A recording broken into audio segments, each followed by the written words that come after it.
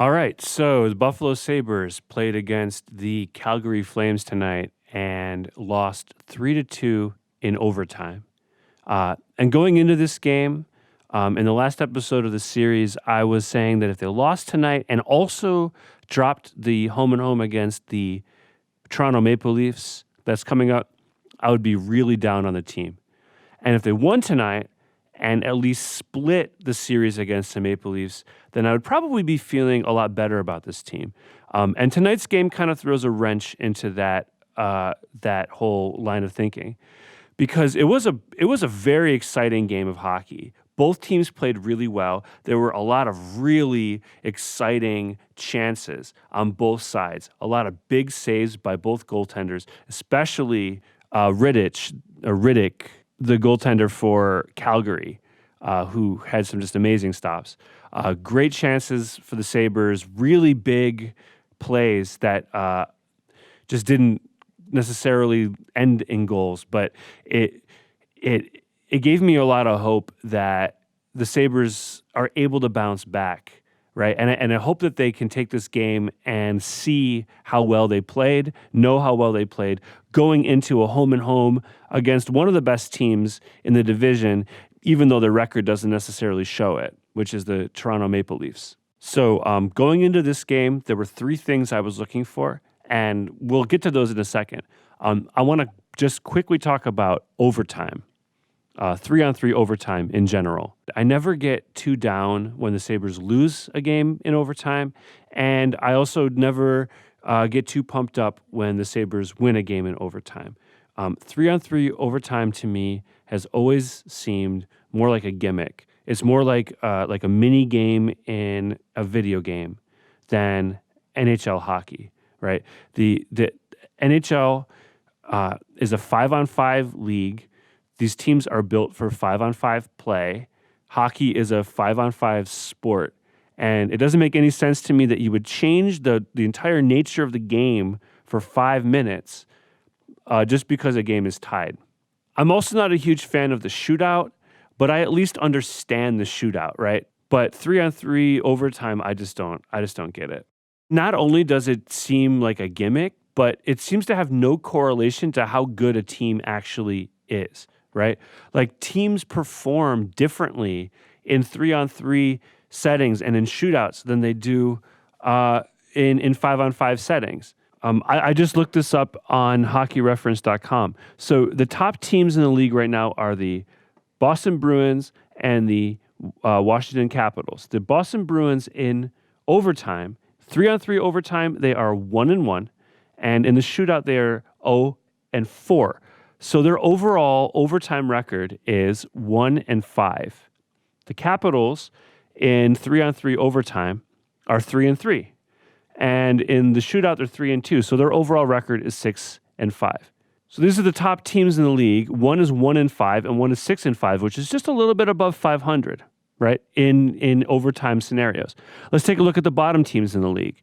The New Jersey Devils are 1-1 in 3-on-3 overtime, and they're 1-3 in the shootout, and that gives them a record of 2-4 in overtime. The LA Kings are also garbage this year, but they're 3-2 in 3-on-3 overtime. So this is all to say, like it doesn't fit the game to me, like as an observer. And then when you look at the numbers, these numbers aren't correlating, right? Like good teams are not necessarily playing their best hockey 3-on-3. It's almost like a coin flip, right? It's almost more like to give the fans something to be excited about, which to me is a gimmick and it's not part of the game. And you know what? We'll talk more about this at the end. Let's get to this game. Buffalo Sabres versus the Calgary Flames. And specifically in regards to the things I was looking for in this game. One of the things I was looking for tonight was depth scoring. And we had a goal from Jimmy Vesey and a goal from Victor Olofsson. And that qualifies as depth scoring. Neither one of these players is one of the top scoring Buffalo Sabres. Well, I guess Olofsson is, but that's just because there are so many Sabres who are not scoring. And Vesey's goal was really good. And I called him out in the last episode of this series because he's someone who should have at least 4 goals at this point, and he only has 1 going into tonight. And he scores a really beautiful shorthanded goal, which brings me to the second thing I was looking for, which is puck control, and specifically puck control in the transitions, right? Not giving the puck away and intercepting passes and keeping control of the puck in those transitional moments. And that particular shorthanded goal came on one of these moments. And Rasmus Asplund, who's been called up due to the injury, he blocked he stopped the puck from leaving the zone. The rebound off his body was in just a perfect place for VC to skate right towards it and score a great shorthanded goal. So that's something that looked really good tonight. The other thing I was looking for tonight was goaltending, right? I really think Linus Ullmark, even though Carter Hutton has had, he's looked more brilliant in his moments of brilliance, I think. He's a high and low kind of goaltender, right? He looks really good when he looks really good, and he gets lit up a lot as well. And Linus Ullmark had a really good game. He leaves the game with an overtime loss, but he was solid. There were some shots that I thought were very dangerous, and he was able to stop them. I also continue to be concerned about the shot differential in these games. And tonight we had the Sabres with 36 shots on goal to the Flames 29 shots on goal. They didn't come out with a win, but that is a much better looking shot on goal differential. Coming into this game, I said that if the Sabres lost this game and then went on to lose both games against the Maple Leafs coming up, I would feel really, really down on this team. After this game, I don't really feel down on this team. I think if they split the series with Toronto, I'll still feel pretty high on the team. And if they lose both games against Toronto, well, Toronto's a better team on paper. They're the better team in terms of their record. They have better players. But of course, they're one of their best players, Mitch Marner, is out indefinitely. One of ours is out indefinitely, Rasmus Dahlin, and we'll talk about that in a second. So who knows what's going to happen in that game. So let's talk about the hit to Dahlin in this Tampa Bay Buffalo game from the other night. So I was watching this game live, and I was very confused as to why a penalty was not called in the moment. It was clearly a hit to the head. It was a dirty hit on a defenseless player. There was really no hockey reason for it, right? Not that would excuse a dirty hit to the head, but there wasn't even it wasn't this guy Cernak was trying to get Dahlin off the puck, or it wasn't like Dahlin was encroaching on Tampa Bay's goaltender in a dangerous way or whatever. It just seemed like an open ice hit to the head, elbow to the head. That should have been a game misconduct. And, in a very tight game between two competitive teams who are struggling, you look at this as the NHL really dropping the ball in the moment.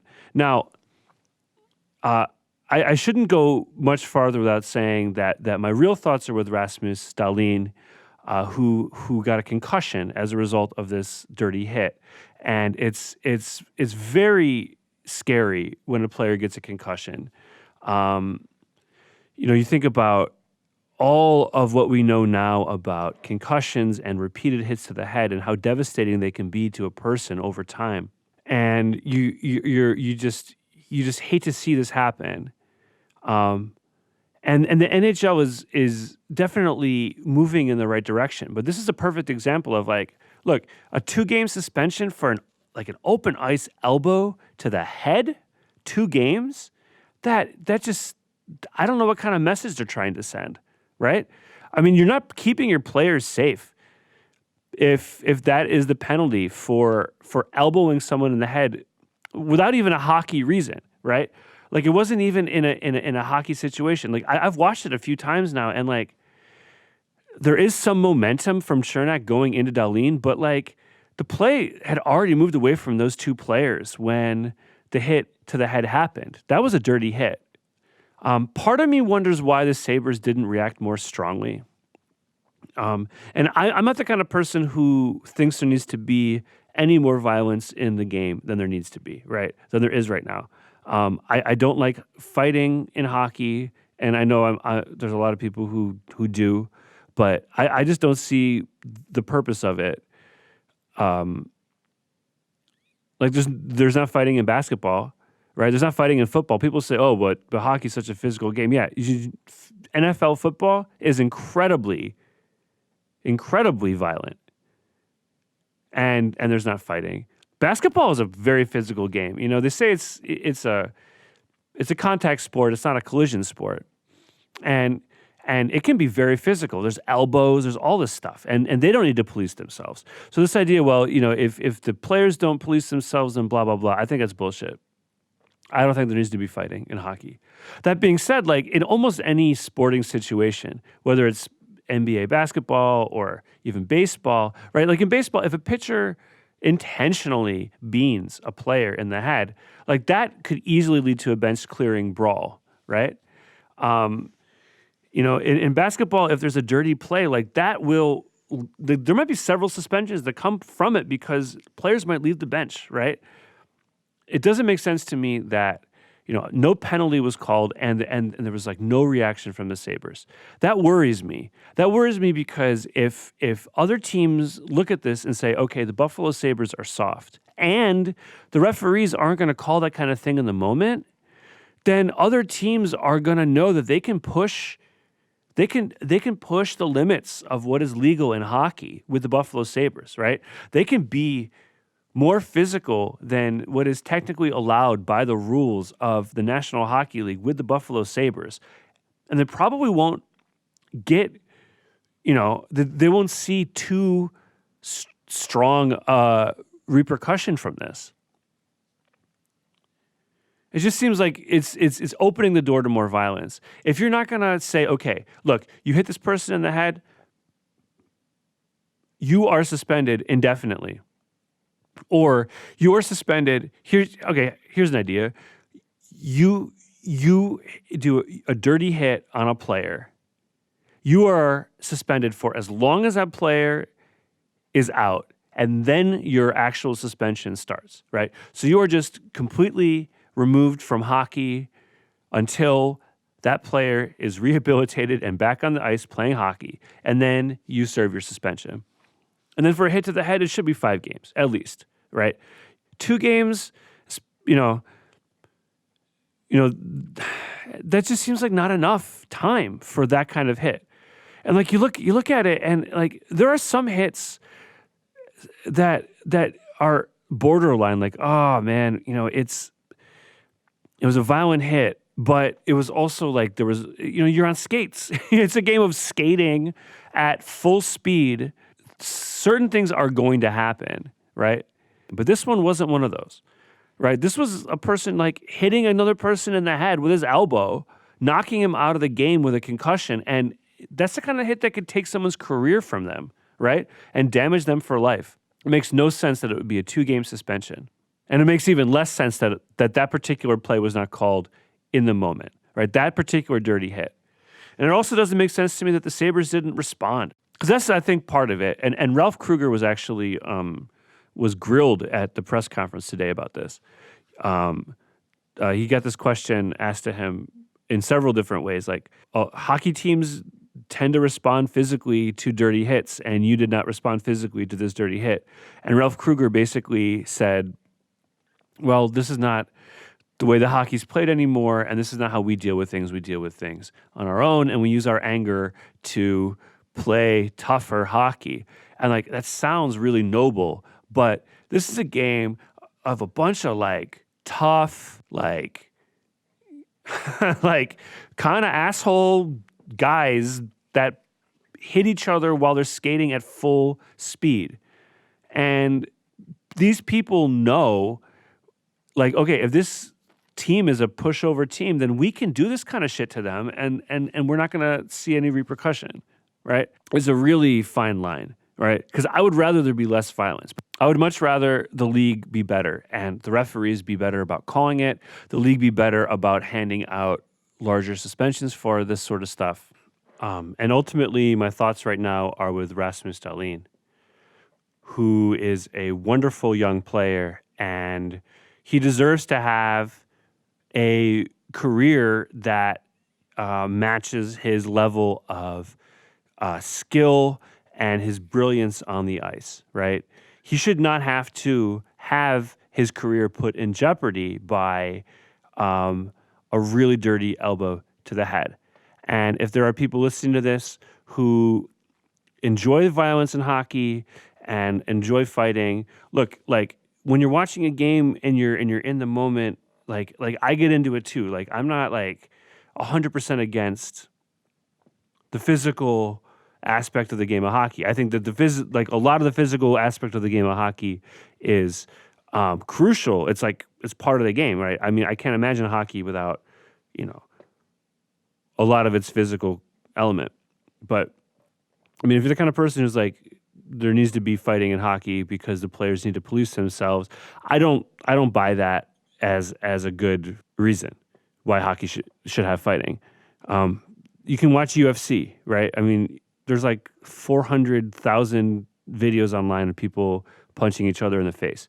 So just like anytime you want to watch it in a game of hockey, just like take out your phone real quick and Google or go to YouTube and type in guy punching guy in face, and there you go. You'll get that, and then you can watch the game of hockey. All right, so that is pretty much all there is to talk about today. The Sabres lose 3-2 in overtime, and it was a pretty good game. It was a game that made me feel good as a Sabres fan. I said that we would talk a little bit more about overtime, so let's do it. You know what? I'm going to rank for you different options that the NHL has for changing overtime. Number one, 5-on-5 until someone wins. That seems like the only way to do it, right? That's the only fair way to do it. That's the only way that like respects the game of hockey, the game of NHL hockey, right? These teams are built for 5-on-5 play. The game is a 5-on-5 game. And if you're going to say, okay, one team is going to leave this game winning no matter what, right? We're not going to have a tie. Then just play 5-on-5 until the game is over. You know what? If it goes into triple overtime, you know what? That's just what happens, right? That's the game. It happens in baseball. I mean, baseball games can go on for 8 hours, right? And I'm not saying that we should be advocating for 8-hour hockey games, but like this game was like 2 hours and 40 minutes total with the 5-minute overtime. Like throwing an extra 20-minute period in there and saying, okay, we're going to play this extra 20-minute period, having the game go for 3 full hours, like that's not a lot of time for the fans, right? And the fans are excited generally. So number one, 5-on-5 till they win. That's what I want. Number two, 5-on-5 for a certain amount of time, maybe 10 minutes. And then if there's still no winner, then you get 1 point each. Okay? And that's where the tie happens. That's number two. Number three, if you make it to the end of regulation, each team gets 1 point. And then you play a 5-minute overtime, 5-on-5. And if you win that, you get the extra point. Otherwise, it's just a tie.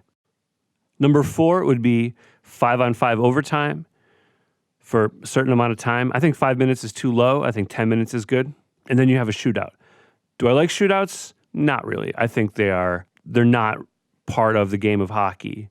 I also feel this way about Premier League, World Cup, UEFA, whatever. Like the top level soccer should not determine its games by penalty kicks, right? The team that wins the World Cup should not win the World Cup on penalty kicks, right? That just seems like so stupid. It seems so stupid. Just play more soccer until a team wins. There's no reason not to do it that way. Just play until someone wins.